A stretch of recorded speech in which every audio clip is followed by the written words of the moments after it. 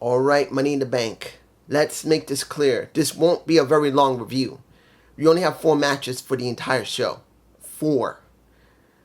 But, no, 5 matches. My mistake. Not 4. 5 matches. I'm sorry. I'm still taking medicine for my allergy problems, so I'm still a little tired here.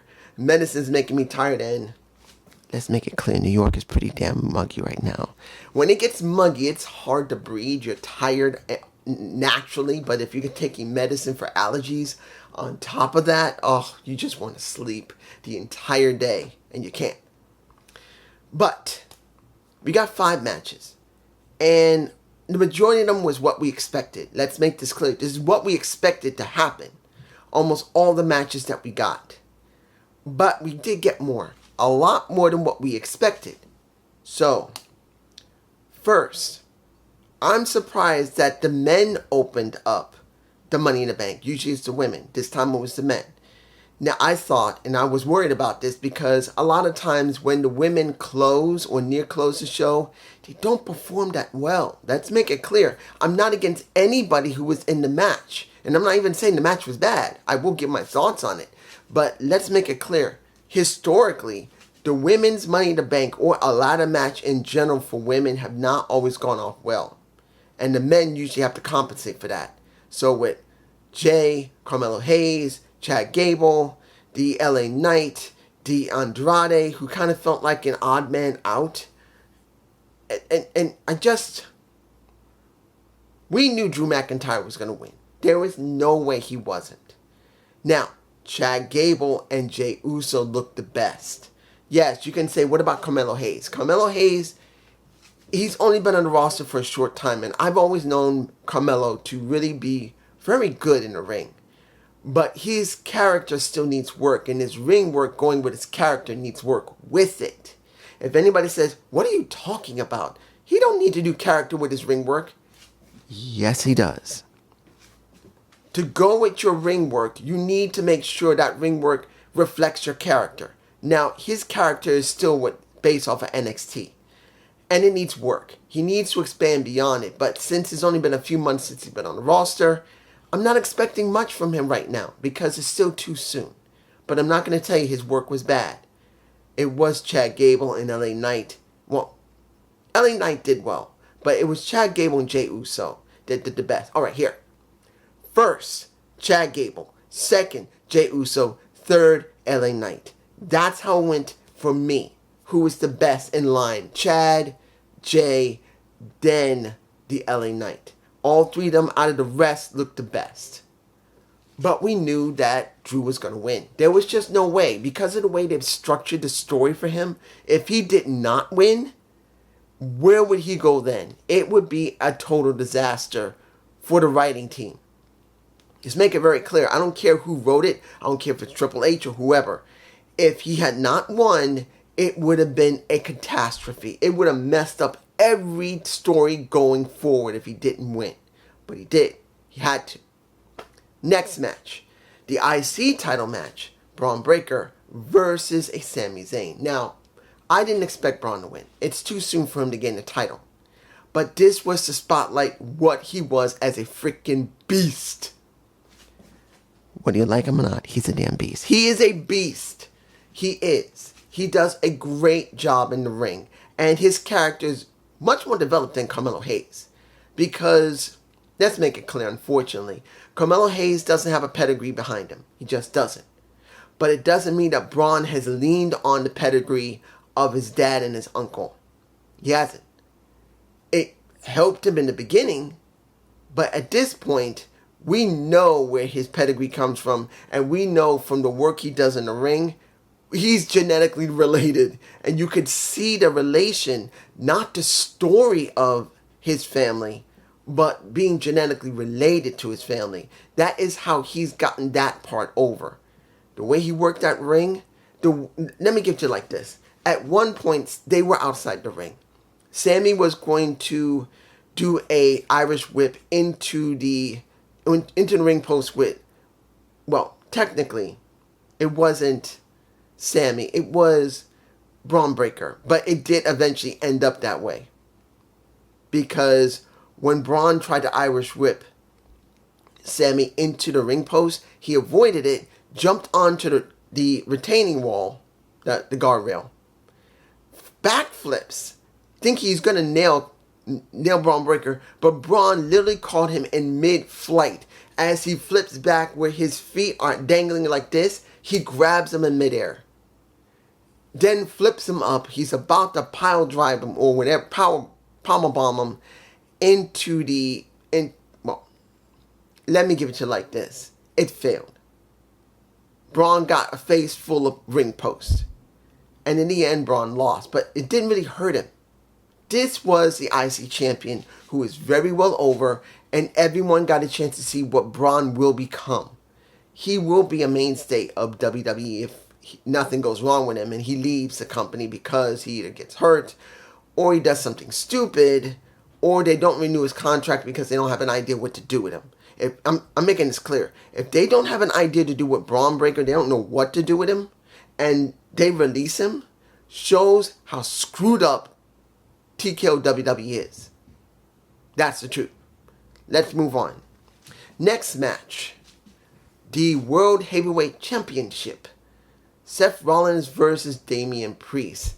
Stips 1. If Damian lost, he leaves Judgment Day. If Seth lost, he doesn't go after the title. That's what the story was. Fine. I was alright with that. But near the end of the match, nearing it, we get Drew McIntyre coming out and cashing in and becomes a triple threat. And I'm going like, okay, there's only 3 ways this could go down. Three that I saw. 1, Damian managed to retain, and Seth is going to feud with Drew McIntyre because of what he's done. 2, Drew wins, but then Damian, because of his loss, would then have a fight with Judgment Day, and he pretty much would, he would be kicked out anyway. 3, and the third one is what we got. Because as Drew was grabbing, I believe it was Damian, he gets attacked by CM Punk. CM Punk attacks him, throws some chair shots on him, tries to choke him out, takes the... Well, I kind of wish he hadn't used the World Heavyweight title in that way, but it is CM Punk, he's going to do it. And he nails a Drew McIntyre in the face with the damn title, which in the end, guess what? Damian Priest retains. And now, we're not going to have any more dealings between Damian and Seth. It's now Seth and CM Punk. Where Seth already had a beef with CM Punk. Now CM Punk completely screwed over him. And screwed over a Drew McIntyre. Where you could see him like, ugh.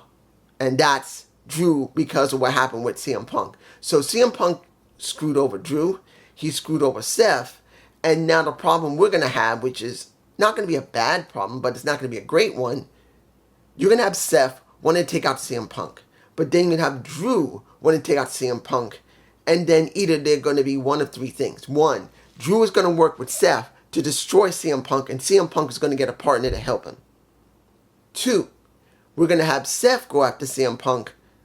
And Drew will beat up on both of them.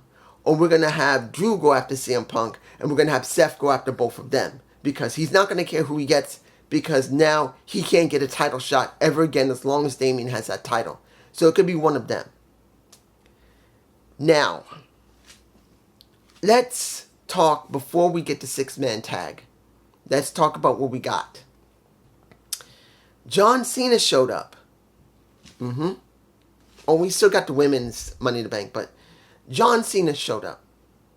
John Cena came out, well, actually, since they were in, they were in the stomping grounds of Trish Stratus. They had to. They had to bring her out. Look, that was, beautiful face. Great movies. That's what you got with Trish Stratus. That's what we have with Trish Stratus. She spoke a little bit, said hello to everybody, and then she left. And then John comes out. And I'm going like, I didn't check because Like I said, I don't like to be in the know of everything. I like to be like almost a casual, even though when it's time I need to do research, I will. I want to be surprised so I can give a really fair review of what's going on. And when John came out, I'm going like, okay, John's back. He finally decided to come back. But then John pretty much said, I'm announcing my retirement. And I'm going like, how old is John? I had to look it up. He's 47. And I'm going like, okay, so is he really retiring? And he says, yeah, I'm retiring. Royal Rumble will be the last Royal Rumble for me. And WrestleMania will be the last WrestleMania for me. He's not doing any more. He's finished. Next year, he'll do some shows, and he's done. Unless he does one more match, maybe as a special. Because, let's make it clear, they don't always 100% retire. Not all of them 100% retire. Sometimes they come back for a one-time match. Either for a payout, or they just want to end on a high note. Because like Sting, he never got a chance to finish the way he won in WWE. He would have retired in WWE. Let's make it clear. If he didn't get hurt, he would have retired in WWE, not AEW. That's the truth. He would have retired in WWE. But he got a chance to finally end on his own terms. John Cena could come back. If it's not something special, he could come back for a payout maybe. Or maybe one more match because it's something special he always wanted to do. But he made it clear. This is it. Now, right now they're having him post the post interviews. And he says he's going to explain everything. I have not seen it yet. So probably tomorrow I'm going to watch it. And maybe I might do a gut report on what he says his plan for this year, if there is any, or next year, which we know there's going to be something. But the question is going to be, what is he doing this year? Because he could still do SummerSlam. He can do Survivor Series. He can do Crown Jewel. If he stays all the way up to WrestleMania, that's fine. Because then at least we have the next couple of months, kind of like what happened with Sting, that we get from here in July, going all the way into next April, to the last WrestleMania he'll run. That's what I'm kind of hoping for. That he's going to be here for the next couple of months, throughout the entire year, the remainder of the year, and then next year, when WrestleMania rolls around, this will be the last match we'll ever see of John, period, if he retires.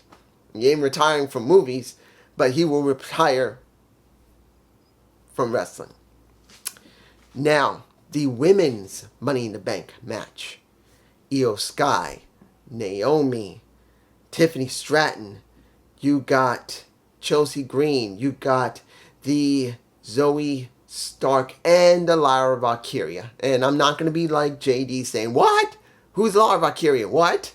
I'm not doing that. That's just an example. I'm not doing that. But I got to tell you this. As I said in the beginning of this video, I was worried. A lot of times the ladder matches for the women don't always go off well. It can be very clunky. It can be very, very sloppy. This one didn't have that. This actually was a very good ladder match for the women. Look, there were some spots that just looked bad for them to do. But seeing, like, for example, Naomi doing a split as they're putting those ladders separate and she's still able to hold a split the way she is. It makes you wonder how good she is if they really did something with her, which they're not. Naomi should have never came back. I'm sorry. Naomi should have never came back. She should have stayed Trinity and should have gone to AEW for a while and then came back after another year. I'm saying it clearly, she should have never came back this soon. I just don't think they have anything for her except to get other people over on her back. I'm sorry. Now, many people will say, dude, what's wrong with that? It just shows they believe in her to help bring over more people.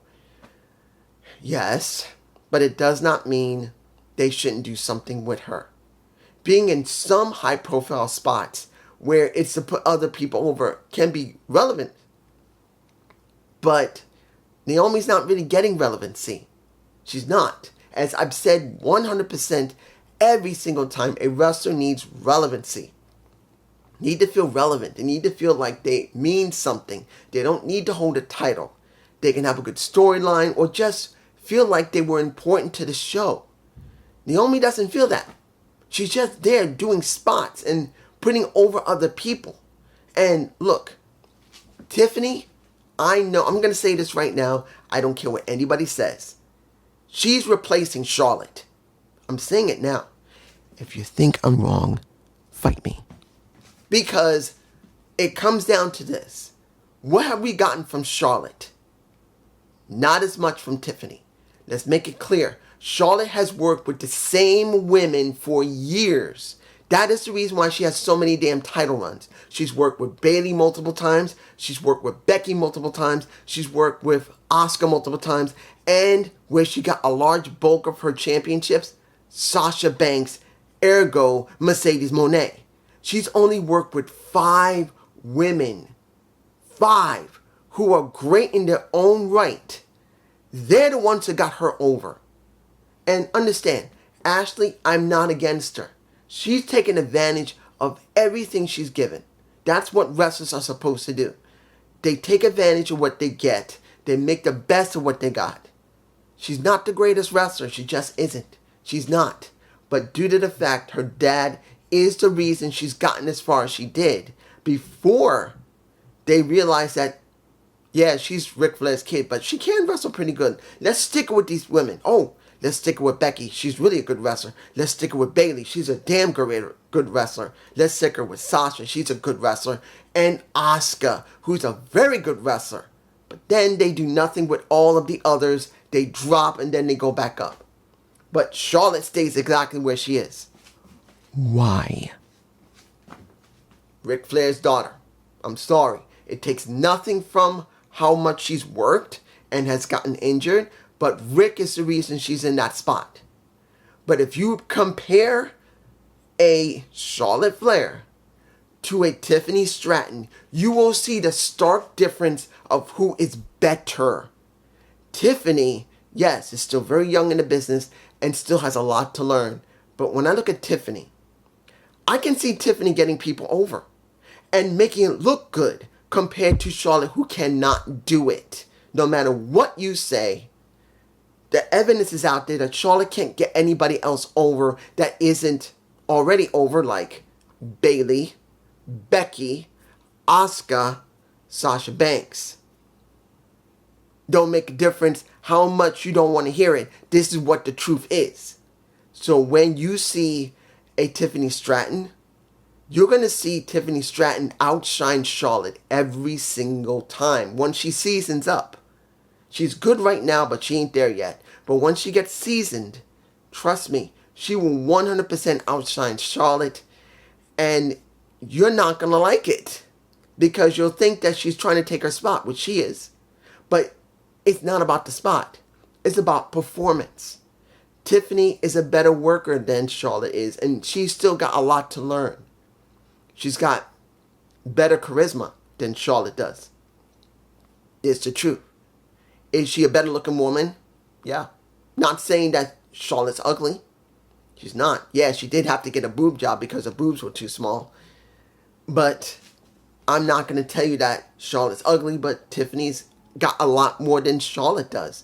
Flat out. And you will see that eventually when Tiffany has seasoned up enough that they're going to have to decide, and this is TKO WWE, who is more important for the future, if they care about the future, or do they care about money? Because that's what the future is for TKO WWE, money. They're not caring about great booking, no matter how much everyone keeps saying the Triple H era or the HBK era. This is the era of Ari Emanuel and money. Tiffany looks like money. Charlotte, at this moment, still is to a certain extent money, but she won't be in the future. Tiffany is future money, and sooner or later they're going to have to job out Charlotte a lot to a Tiffany Stratton to get her over. And that's what's going to happen. Tiffany won the Money in the Bank, faced Trish Stratus, and said it's no longer Trish time, it's Tiffy time. So maybe we'll get something with Tiffany working with a Trish Stratus, maybe. Finally, if I'm forgetting anything, I'm sorry. we literally have the final match. 6-man tag. Solo's Bloodline versus Cody versus KO versus the Orton. I'm not saying anyone. The Orton. He's earned that. Let me get... Ooh. Now it's itching. There it goes. Now my throat's itching. I'm almost finished. Let's put it in perspective. When you see a Jacob Fatu who no longer looks like Jacob from MLW but looks like a slimmed down version of a monster, his work in the ring was excellent. But I gotta give you this. You wonder how far they're gonna go with him compared to Solo Sikoa. Solo is currently the leader, but he is beginning to show, at least this brief moment, that he has the potential to make Solo look much more lower than him. Eventually, once he gets really known and has enough ring work under his belt from TKO WWE and them presenting him. The match was great. The ref gets taken out, nailed twice. The doctor gets nailed. I think it was Tamatonga, being thrown over one of the barricades near where the announcer and everybody was. That he took out the doctor there. So they need to get a doctor for the doctor. And it was just a straight up fight eventually. But in the end, it was Jacob Fatu who saved it all. And in the end, Bloodline raised his high. Now, what's the question?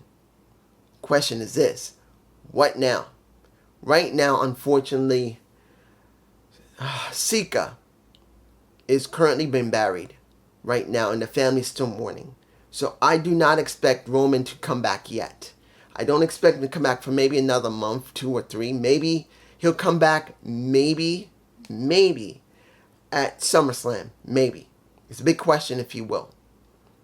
I don't know what's going to happen with Jimmy. Maybe he's injured and he's out, or they're still holding him back until Roman comes back. But I want to say this. This is me. When this all boils down to Bloodline versus Bloodline, excuse me, I say this. The true tribal chief must be in lead. And it's not Roman. It has to be Jay. Jay needs to be the first person to be enticed to come back to work with Roman, Jay. Well, I'm sorry. Medicine's messing with me. Excuse me. Let me give it like this. Jay has to be asked by Roman to come back and help him. He has to. He's got to help him. Then Jimmy. And probably the only other option they're going to have will be a Rock whenever he recovers, because he's still injured himself. So that's going to be the question of when it comes in. But it has to be about Jay. If they make it about Roman fully and he becomes tribal chief again, it's a mistake. Because the true tribal chief that they built up all this time is Jey Uso. But this is just me. And I hope you enjoyed excuse me, this Money in the Bank 2024 review. Please leave a comment below. I will be doing Heat Wave tomorrow. If my throat doesn't give me too much issue, I should be able to do it. If not, I'll do it Monday. Peace.